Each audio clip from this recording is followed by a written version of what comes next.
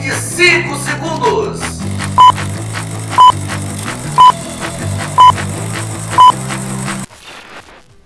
Firme e forte na onda do esporte. Tudo sobre a 15ª rodada do Campeonato Brasileiro com resultados surpreendentes. O Vasco empatou com o Grêmio em São Januário no sábado, um sensacional Fla-Flu de domingo, com mais de 50 mil torcedores à volta da raça rubro-negra. E o Botafogo, que tinha empatado em casa com Vitória, saiu e venceu no Sport lá. Rapaz, lá no campo do esporte, né, na ilha. E também a classificação. Você vai curtir dentro de distância aqui, no Momento do Esporte que está começando, é claro.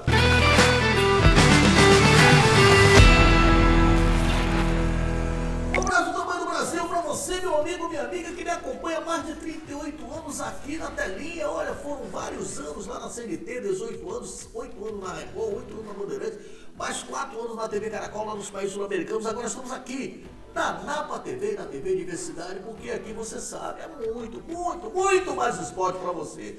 Eu vou abrir o programa falando o seguinte: você que não é inscrito no nosso canal, inscreva-se no nosso canal, dê o seu joinha, é muito importante você se inscrever, apertar o sininho de notificação para que a operadora observar que você está acompanhando, e quando tiver uma notícia boa, você já pita aí no seu receptor da sua televisão, no seu celular. Inscreva-se, valorize o nosso trabalho. E também você pode interagir com a gente aqui na Napa TV, na TV Diversidade. Olha, quero mandar um abraço lá para a cidade do México, Toluca, melhor dizendo. Meu amigo empresário Luiz Cláudio, que está lá no hotel, fechando a parceria com o Grêmio. Essa é com exclusividade, hein? O Grêmio está trocando o Elinho, o Pavon pelo Elinho. O Elinho está indo para o Grêmio, o Pavon para o Toluca, e mais uma compensação financeira. Nós estamos dando com exclusividade. Os times do Brasil se reforçando. O Elinho, lembra do Elinho? São Paulo, Bragantino, depois brilhou no Bragantino, está no Toluca. Agora está indo para o Grêmio, e o Grêmio vai pagar uma compensação financeira e mais o Pavon. Do outro lado, também, o Luiz Cláudio está viabilizando a ida do Peralta para um time lá na Rússia, em parceria aqui com o nosso querido empresário Valdo, né? A coisa está bem adiantada. Esta semana, esse martelo vai ser batido, se Deus quiser. Bom, vamos então falar agora de Campeonato Brasileiro. Brasileirão 2025. Vamos curtir na telinha da Napa TV, da TV Diversidade, aqui no Momento do Esporte. Os resultados já estão ali. Fortaleza e Bahia 1-1. Vasco 1, Grêmio 1. São Paulo 2, Corinthians 0. Mirassol 3, Santos 0. Dá para entender uma coisa dessa? O Santos meteu 1-0 no Flamengo e perde para o Mirassol. Internacional 1, Ceará 0. Cruzeiro 4. Olha o Cruzeiro, gente. Cruzeiro 4, Juventude 0. Vitória 1. Bragantino 0, Palmeiras 3, Atlético Mineiro 2, o Atlético foi garfado lá no Allianz Parque. Tivemos também a vitória do Botafogo fora de casa, 1-0 em cima do Sport, que continua sem vencer, está lá na lanterna com 3 pontinhos, e a vitória do Flamengo no Fla-Flu, sensacional, 1-0, gol do Pedro, a volta do matador, Pedro. Vamos agora curtir aqui na telinha da Napa TV a classificação atualizada. Você não pode perder tempo. Vamos lá. Primeiro Cruzeiro 33, segundo Flamengo 30, terceiro Bragantino 27, quarto Palmeiras 26. Palmeiras entrou no G4, hein? Quinto Botafogo 25, Bahia é o sexto com 25, sétimo Mirassol com 21, oitavo Fluminense 20, nono Atlético Mineiro 20, décimo Corinthians 19, 11º Ceará 18, 12º Internacional 17, 13º Grêmio também 17, 14º São Paulo 16, 15º Vitória 15, 16º Vasco 14, olha o Vasco perigando aí, meu Deus do céu, 17º Santos 14, 18º Fortaleza 11, 19º Juventude 11 e segurando a lanterninha, continua segurando a lanterninha, o Sport com apenas 3 pontinhos. Então você curtiu tudo, curtiu o resultado da rodada, curtiu a classificação. Olha, em vez de falarmos do clube do seu coração.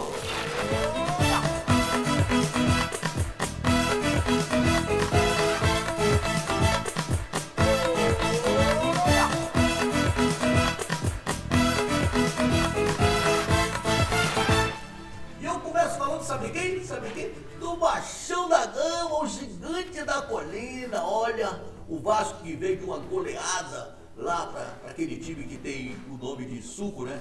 É o Del Valle, Independente Del Valle, tomou de 4-0, voltou. O Fernando Diniz conseguiu arrumar a casa, mas não foi suficiente para vencer do Grêmio. Empatou com o Grêmio em 1-1, o Vasco é o 16º colocado com 14 pontos. Mas quem vai dar os mínimos detalhes sobre esse jogo, sobre as mumunhas que aconteceram nesse jogo, é ele. Nem o sol cobre melhor o Vasco do que ele. Vem lá, Marcos Salles. Fala, Napoleão Nascimento, tudo bem? Grande abraço para você, para Tony De Luca, para Eroslov e também para Dani Nascimento. Começo aí falando sobre o Vasco da Gama, que no sábado à noite recebeu aí a equipe do Grêmio em São Januário e acabou ficando no empate em 1-1. O Lucas Freitas fez o gol do Vasco, enquanto o Gustavo Martins empatou o jogo para a equipe do Grêmio. O técnico Fernando Diniz acabou ficando frustrado com o resultado final do jogo, já que no scout, né, o time do Vasco concluiu mais de 30 vezes contra o gol da equipe do Grêmio, mas fez somente um gol e sofreu outro, ficou no empate. Não adiantou nada, várias conclusões sem efetividade.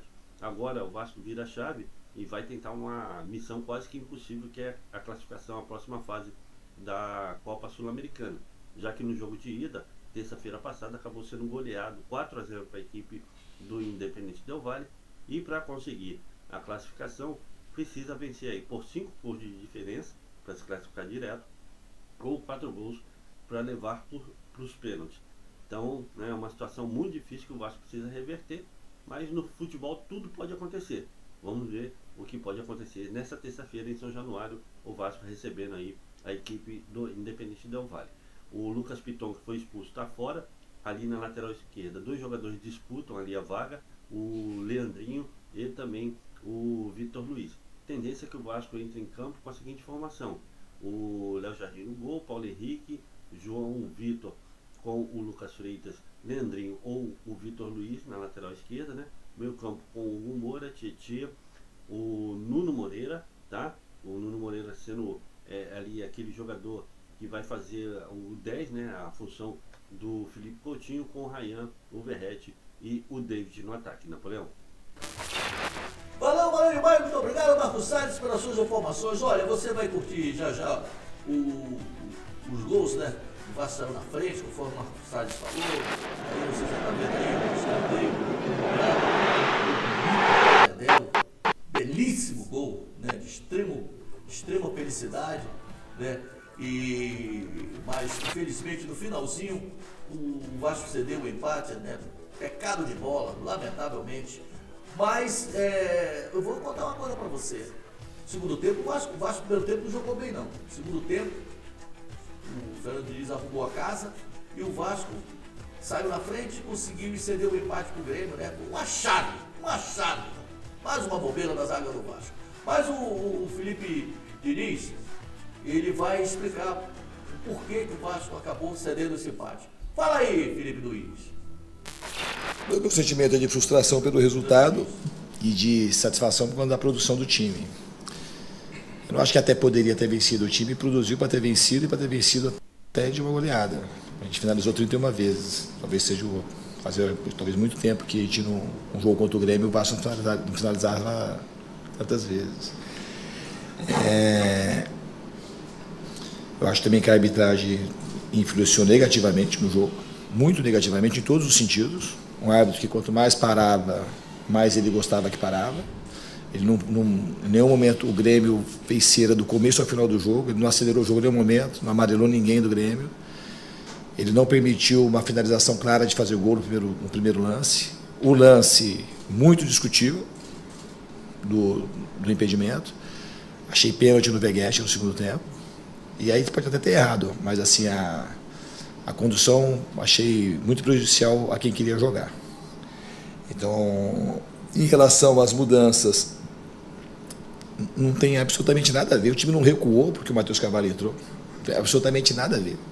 O Tietê, ele é um cara que tem o domínio de fazer qualquer função. O Nuno voltou para a função dele. O time recuou porque recuou. Ele chutou umas bolas para frente, não precisava chutar. Estava com o jogador aproximado. Talvez o time, em vez de, naquela hora, ter calma para buscar o segundo gol, Você imagina só se eu não tivesse botado o Matheus Carvalho, tivesse botado o Lloyd, que o único atacante de lado com características semelhantes ao David era o Lloyd. O gol provavelmente ia sair do mesmo jeito, porque não tem nada a ver uma coisa com a outra. Aí o Fernando Diniz, acabei até confundindo, Fernando Diniz do Vasco, Felipe Luiz do Flamengo. Fernando Diniz falando aí, explicando sobre o Vasco ter sentido o empate para o Grêmio, estava com a vitória na mão, seriam 3 pontinhos, agora o Vasco está perigando ali, pertinho da zona de rebaixamento, né? Ali brigando ali. O Vasco precisa ganhar, o Vasco precisa reagir no Campeonato Brasileiro e também na Sul-Americana. O Vasco, o jogo que seria contra o Bahia, foi adiado porque o Vasco não para, vai jogar amanhã pela Sul-Americana contra o Del Valle, né? O Del Valle meteu 4-0 lá, vai vir, sabe, tranquilo, podendo esperar o jogo para explorar os contra-ataques. Eu vou dar mais uma vez o recado, cuidado com esse jogador chamado Patrick Mercado, o cara joga demais. O time do Del Valle é um time bem montadinho, sabe, com a garotada que está correndo barbaridade, é o líder do campeonato equatoriano, mas em futebol, meu amigo, tudo pode acontecer. 4-0, é difícil? Difícil não é impossível. Então vamos aguardar aí. Eu sei que o torcedor do Vasco está meio chateado com a campanha do Vasco, tanto no brasileiro quanto na Sul-Americana, que pode ser eliminado amanhã, tomara que não. Agora, alguma coisa tem que ser feita. Talvez para esse próximo jogo contra o Bahia, o Thiago já tenha condições aí, vai arrumar ali a casa, se Deus quiser, e o Vasco vai melhorar. Saindo do Vasco, vamos falar do Botafogo. Botafogo nisso. O Botafogo que empatou o Engenhão contra o Vitória. Aí aqueles seca-pimenteiras, né? O Botafogo não é mais aquele, não sei o quê. Cadê o Botafogo? Cadê o campeão? Cadê o campeão da Libertadores? Cadê o campeão brasileiro? O Botafogo foi lá e venceu o Sport por 1-0. Mas o Sport é o lanterna, não interessa. Lá na casa do Sport, realmente, o Sport criou muitas oportunidades. Eu vi esse jogo. O Sport criou, o Botafogo soube jogar. E acabou fazendo o gol do Cuiabano, né? Mas quem vai falar do Botafogo, já estou falando até demais. Quem vai falar do Botafogo é ele está de volta. Volta aí, Marcos Salles, falando do Botafogo. De volta agora, Napoleão, para falar do Botafogo. O Botafogo que ontem foi ao Recife enfrentar a equipe do Sport e venceu por 1-0, gol do Cuiabano. Jogador que entrou no segundo tempo ali na lateral esquerda, acabou recebendo uma bola dentro da grande área pelo lado esquerdo ali e numa jogada individual, já que ele estava marcado, né, por 2 jogadores da equipe do Sport, conseguiu se livrar de um deles e chutou rasteirinho no canto, fazendo o gol que determinou a vitória da equipe do Botafogo. O Botafogo fez um jogo parelho, né, um jogo bem disputado. O Sport, que é o último colocado do Campeonato Brasileiro, valorizou bastante, né, essa vitória do Botafogo, já que lutou, foi em busca, né, teve oportunidade de gols, assim como o Botafogo também teve outras oportunidades, mas quem conseguiu marcar foi o Botafogo com o Cuiabano e conquistou aí 3 pontos importantes na tabela de classificação do Campeonato Brasileiro. O Botafogo que está tendo muitas mudanças aí no elenco, com jogadores saindo, outros chegando, e o Botafogo está conseguindo manter, né, um bom esquema de jogo, está conseguindo manter aí, né, as vitórias. Isso é importante para o elenco, que vai se reforçando, vai ganhando entrosamento, e David Ancelotti, que assumiu aí há pouco tempo, está gostando do desempenho dos jogadores, e ele está conhecendo, né, o elenco do Botafogo com a carroça em movimento, e o Botafogo ainda está em busca de novas contratações aí nessa janela que está aberta aí para contratações internacionais. O Botafogo está no mercado, inclusive deve fechar aí com o volante Danilo. O Botafogo agora volta a jogar somente na próxima quinta-feira, quando vai ao Olímpico enfrentar a equipe do Grêmio. Napoleão. Valeu, Marcos Salles, obrigado pelas informações. Marcos Salles trabalhou muito esse final de semana. Fui lá em São Januário, fez o jogo do Vasco, depois o jogo do Botafogo. Rapaz, salário dobrado, salário dobrado. Olha aqui, o Botafogo, meus amigos, ele vai ter a semana cheia. Não vai jogar no meio de semana, você curtiu aí o noticiário do Marcos Salles, porque o jogo do Botafogo seria contra o Grêmio, foi adiado, né? E porque o Grêmio está na Sul-Americana. Então é o seguinte, vai ter essa semana cheia para preparar melhor a equipe. Então vai jogar agora pela 17ª rodada, né? 16ª foi adiada. E eu acho que esse cara, esse tal de David Ancelotti, está começando a arrumar a casa, né? Falando do treinador, vamos curtir então a entrevista dele falando sobre essa de fora difícil, vitória magra, 1-0, gol do Cuiabano, mas valeram os 3 pontos. Fala aí, David Ancelotti. Sim, boa noite. Um partido muito difícil. Se vê o jogo, não pode pensar que o Sport tem 3 pontos na classificação. Condições difíceis, o time se adaptou bem e, claro, estou conhecendo o elenco e tenho que dar a oportunidade a todos para mostrar. E muito feliz hoje não só com Cuia, mas também com os outros jogadores que tiveram os primeiros minutos, como Ruan ou também como Santi, com todos os jogadores ponte, deram algo ao time para ganhar. David, aqui é Leonardo Pereira do portal Jogada 10. Primeiramente, parabéns pela vitória. No futebol, a gente costuma falar que os italianos sabem montar muito bem a defesa. Você chega no Botafogo falando que é um time propositivo, um time protagonista nos jogos, mas a sua defesa chega a 3 jogos sem levar gols e tem um comportamento muito bom. A despeito da bola aérea, de sofrer um pouquinho, mas o Barbosa e o Pantaleão hoje foram muito bem. Queria uma avaliação da postura do seu sistema defensivo e, emendando mais uma, você vai ter agora uma semana cheia para trabalhar, o jogo contra o Grêmio não vai ser nessa semana.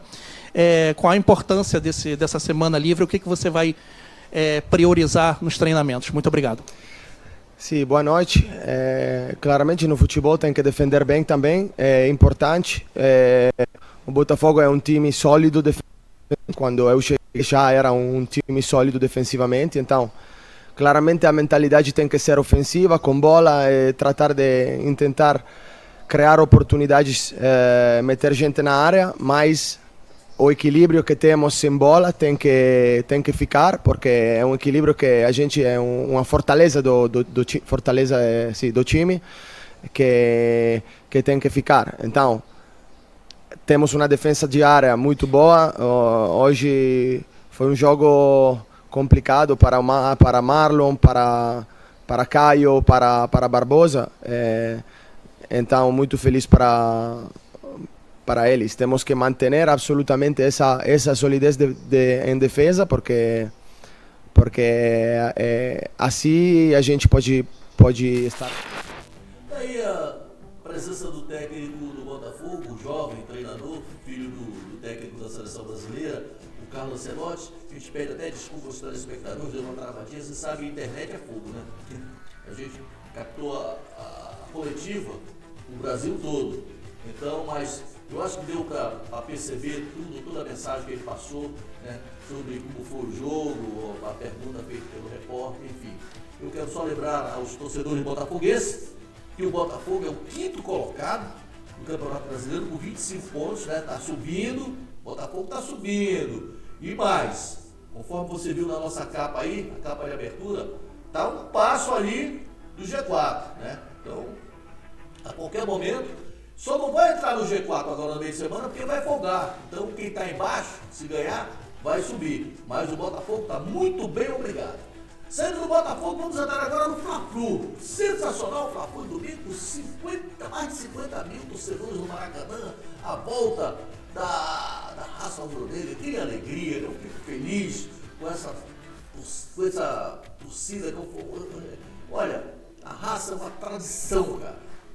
Eu fico muito feliz com a volta da raça, né? E cantando, criando os hinos, coisa mais bela, coisa mais linda. Agora que aconteça como aconteceu no Fla-Flu, tranquilidade, paz, né? Que eles possam ir ao Maracanã para torcer, para vibrar do time do coração. Eu começo falando do mais querido do Brasil, o Clube Regata do Flamengo, que venceu o Fluminense por 1-0 para cá magro, né? Aí você já está vendo aí o primeiro chute do Pedro pro gol, que originou no escanteio. O Pedro entrou no segundo tempo, né? Entrou bem, entrou faltando 20 minutos para terminar. Olha o gol do Pedro aí, né?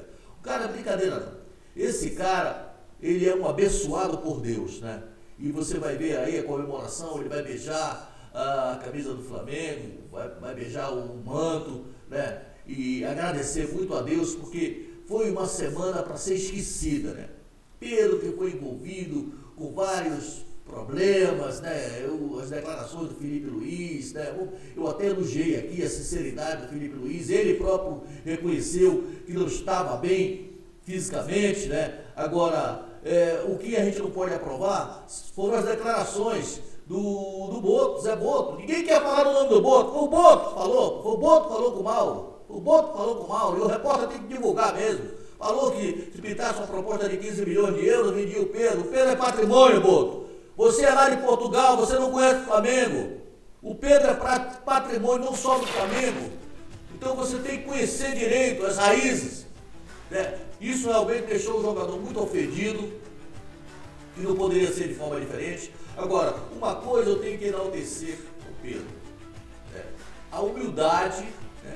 O fato, cara, o jogador, o atleta reconhecer o seu erro, isso é fundamental. Porque eu lembro quando o Marinho andou cometendo indisciplinas, ele saiu e não soube reconhecer o erro dele. O Pedro falou, olha, realmente eu fiquei desgostoso, né? Minha cabeça não estava boa com as declarações do dirigente, claro que ele vai falar o nome, ele é profissional, ele é funcionário do clube, mas eu posso falar, né? Com o José Boto, uma conversa com o repórter, tem que saber com quem está conversando, e o repórter não é repórter baú, vai esconder a notícia debaixo, dentro da mala. É só o repórter baú que esconde a notícia da mala. Eu não escondo, não. Se eu estiver falando com qualquer dirigente, qualquer um de mim, eu bato, detono. Então, foi falar pro cara, o cara divulgou. E aconteceu essas celeumas todas aí, mas que graças a Deus já acabou. Bom, depois disso, vamos curtir agora a coletiva do Felipe Luiz. E mais uma vez, parem de ficar falando sobre o assunto do Pedro. Pedro, ele mesmo falou na entrevista lá dentro do campo, esse assunto encerrado, encerrou, o Felipe já falou 200 mil vezes. O assunto Pedro está encerrado, já pediu desculpa para os companheiros, já abraçou o Felipe Luiz, está tudo encerrado. Isso acontece, cara, acontece com quem joga bola. Fala aí, meu querido Felipe Luiz. Tivemos poucos dias, né? 4 dias para preparar esse jogo depois do jogo do Santos, ou seja, um dia para treinar, um dia e meio para treinar aí com os jogadores que jogaram contra o Santos, com algumas como é que fala, baixas, né? Alguns jogadores que não estavam à disposição. Mas como você falou, jogar um clássico sempre é complicado. Sempre foi complicado jogar contra o Fluminense, é complicado jogar contra o Fluminense do Diniz, do Mano, agora do Renato, sempre é difícil. É um time que impõe muitas dificuldades aos seus adversários e conseguimos uma grande vitória muito importante para a nossa caminhada. Oi, Felipe, Sérgio Lobo aqui, Sport TV, TV Globo. Rossi, Varela, Léo Ortiz, Léo Pereira e Vinha. Everton Araújo, Jorginho, Matheus Gonçalves, Pedro Juninho e Luiz Araújo. Foi esse teu time que finalizou o jogo, que ganhou a partida. E eu tenho informações que alguns desses que terminaram o jogo estão com problemas, enfim, estão, né, suportando a carga. Eu queria saber de você se chegou o momento, porque agora só vai parar no fim do ano, desse time, desse teu elenco, te dar mais opções, virem mais opções de reforço e tudo, porque eles foram brilhantes, ganharam o jogo, mas, né, ficou ali uma questão de muitos garotos e tudo, que foram as suas opções hoje no jogo. Sim, ressaltar primeiro o trabalho da equipe, como você falou, hoje tínhamos bastantes baixas, né? Lesão, por exemplo, do Eric de 2, 3 meses ou 4 meses até pode ficar fora. Mas outra coisa somando, do banco, acho que todo o banco, menos 2 ou 3 jogadores, eram o resto tudo da base, né? Passou pela base. Então isso, ao mesmo tempo que estamos curtos com o elenco, me deixa muito orgulhoso de que os meninos conseguem corresponder. Correram muito.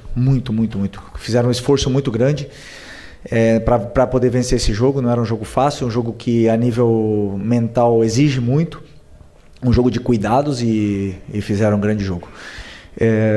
Mas já falando disso, já é um assunto, claro, que é recorrente.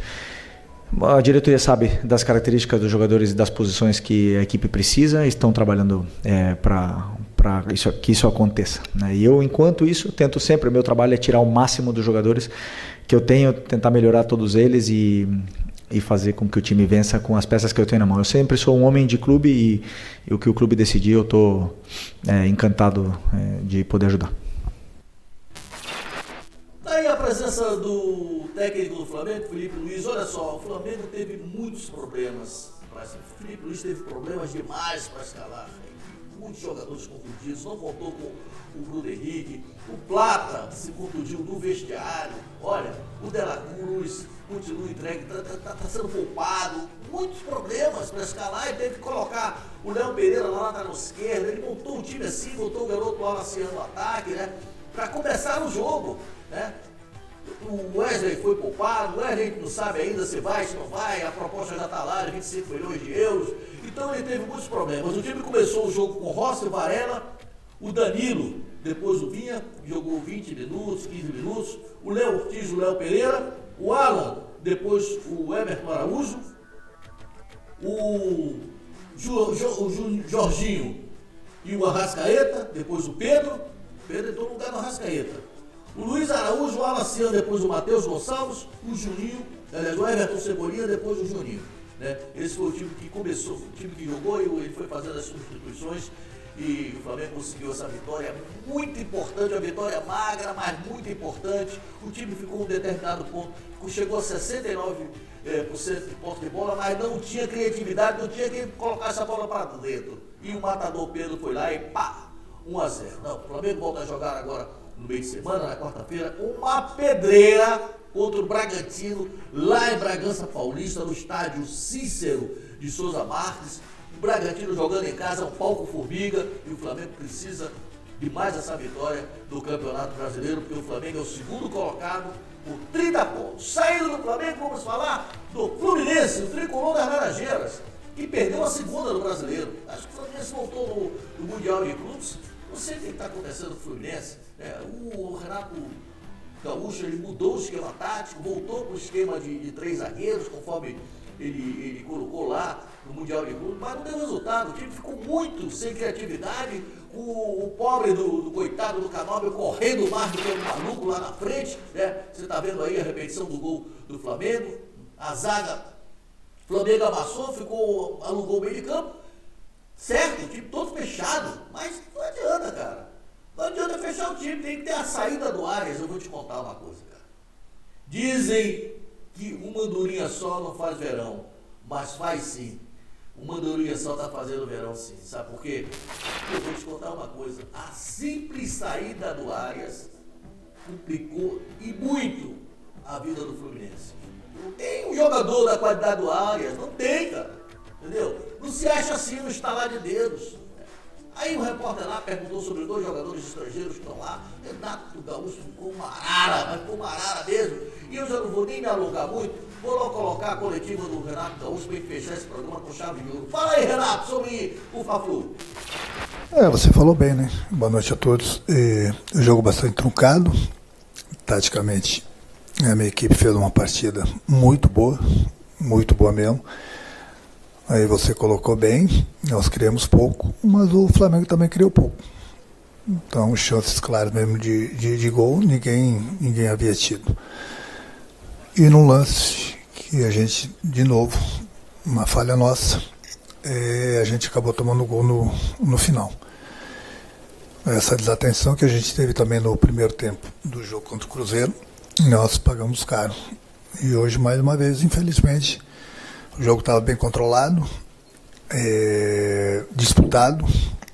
Qualquer uma das equipes poderia ter ganho o jogo de 1-0. O Flamengo ganhou, o Fluminense poderia ter ganho, o jogo poderia ter terminado 0-0. Um clássico, foi bastante disputado, mas infelizmente nós tomamos esse gol no final. E o John Kennedy está de volta. Ele falei com ele antes mesmo de ele voltar para o clube, e falou que veio para nos ajudar, então as oportunidades vão aparecer. É mais uma opção que eu ganho. Boa noite, Renato. Lucas Ribeiro, do Jornal Globo. Você fez 7 mudanças no time principal, e além da volta do esquema com 3 zagueiros.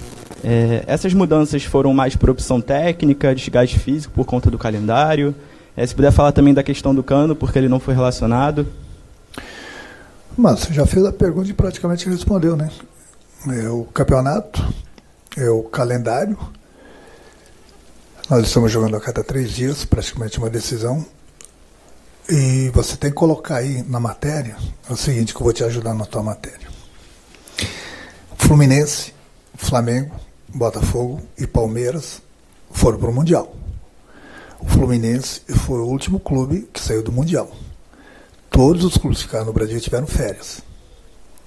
Fizeram uma pré-temporada. Estão descansados. A gente vem no tiroteio. A gente vem no... Aí a presença do Renato Gaúcho, Renato, como sempre, se irritando com nossos colegas na coletiva. Mas é o estilo Renatão, muito sincero. Ele não gosta de ser cutucado, não.